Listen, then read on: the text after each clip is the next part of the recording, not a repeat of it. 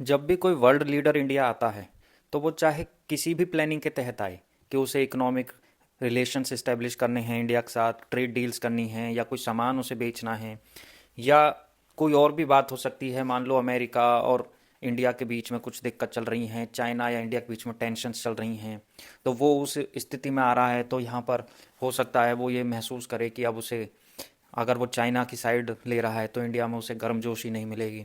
लेकिन यहाँ आते ही बिल्कुल मोदी जी माहौल चेंज कर देते हैं। अब जर्मनी के जो चांसलर हैं फ्रेडरिक मर्ज, वो यहाँ आए हैं एशिया के टूर पर, और सबसे पहले जो एशियन कंट्री उन्होंने चुना है अपने टूर के लिए वो है इंडिया। अब जर्मनी और इंडिया की अगर हम हिस्ट्री को देखें तो जो हालिया हिस्ट्री है उसमें जर्मनी पूरी तरीके से चाइना का बहुत बड़ा एक ट्रेड पार्टनर है, बहुत बड़ा साझेदार है। अमेरिका के साथ उसके रणनीतिक साझेदारी है, मिलिट्री रिलेशंस हैं, और चाइना के साथ उसके इकोनॉमिक रिलेशंस बहुत ज़्यादा बड़े हैं।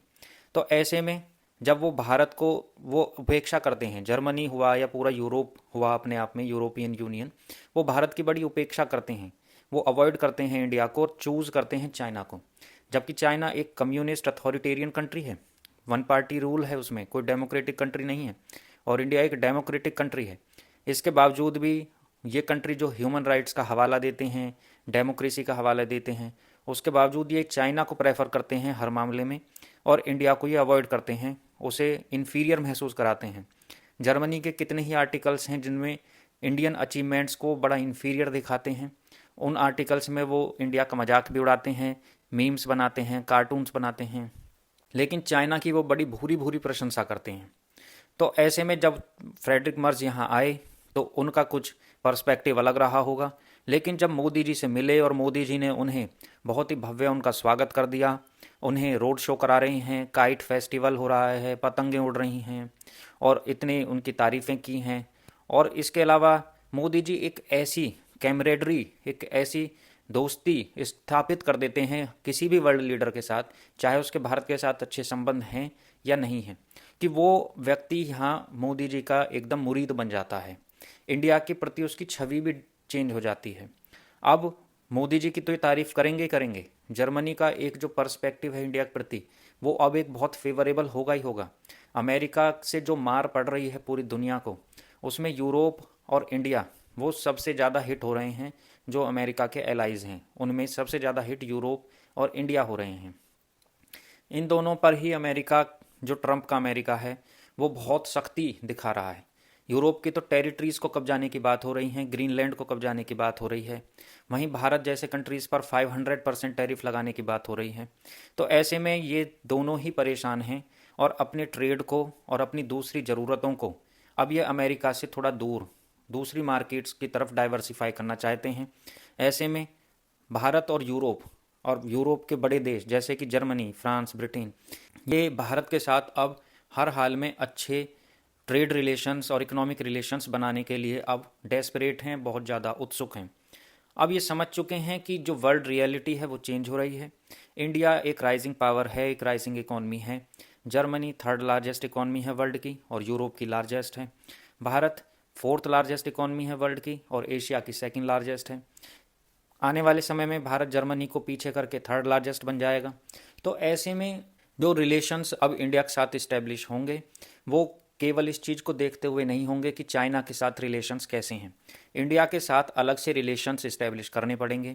ऊपर से भारत में एक बहुत ही स्टेबल और फेवरेबल लीडरशिप है नरेंद्र मोदी जी की। वो आने वाले जो आगंतुक मेहमान होते हैं, गेस्ट होते हैं, उनको इतना भव्य उनका स्वागत कर देते हैं कि वो यहीं के होके रह जाते हैं, वो यहाँ के मुरीद बन जाते हैं। और ये चीज़ भारत के लिए और भारत के लोगों के लिए बहुत अच्छी है। जब बड़े बड़े टेक्नोलॉजिकली एडवांस्ड कंट्रीज़, इकोनॉमिकली बहुत ही प्रॉस्परस कंट्रीज़, जब वो भारत के प्रति उनका रुख बहुत अच्छा हो जाता है और वो अपनी टेक्नोलॉजी और अपना ट्रेड यहाँ बढ़ाते हैं, तो इससे भारत को और भारत के लोगों को बहुत फ़ायदा मिलता है। मोदी जी जो हैं उनकी एक ग्लोबल इमेज बढ़ती है। डोनाल्ड ट्रंप की इमेज इस वक्त दुनिया में बहुत ख़राब हो चुकी है। पूरी दुनिया ये मानती है कि वो एक बहुत ही एक्सेंट्रिक और बहुत ही टेम्परामेंटल आदमी हैं। सुबह कुछ बोल रहे हैं, दोपहर कुछ बोल रहे हैं, शाम को कुछ बोलेंगे, आज इसे हड़प लूँ, आज उसे कब्जा लूँ, आज इसका मुंह तोड़ दूँ, यही उनकी बातें हैं। इसके अलावा अब वेनेजुएला के बाद उन्होंने एक लड़ी लगा दी है। कभी क्यूबा को डांट लगा रहे हैं, कभी कोलंबिया को डांट रहे हैं, कभी ग्रीनलैंड को हड़पने की बातें हो रही हैं, कभी भारत को डांट रहे हैं, कभी यूरोप को डांट रहे हैं। वहीं मोदी जी खुली बाहों से सबका स्वागत कर रहे हैं। तो अब जो दुनिया है वो मोदी जी को पसंद करेगी। इससे मोदी जी की शाख बढ़ती है, भारत का कद बढ़ता है, और ये चीज़ें बहुत अच्छे साबित होंगी इंडिया के लिए और इंडिया के फ्यूचर के लिए। इसके अलावा मोदी जी भारत की संस्कृति और भारत की ताकत को दुनिया को दिखाने से कभी नहीं चूकते, कभी इस चीज़ से परहेज नहीं करते।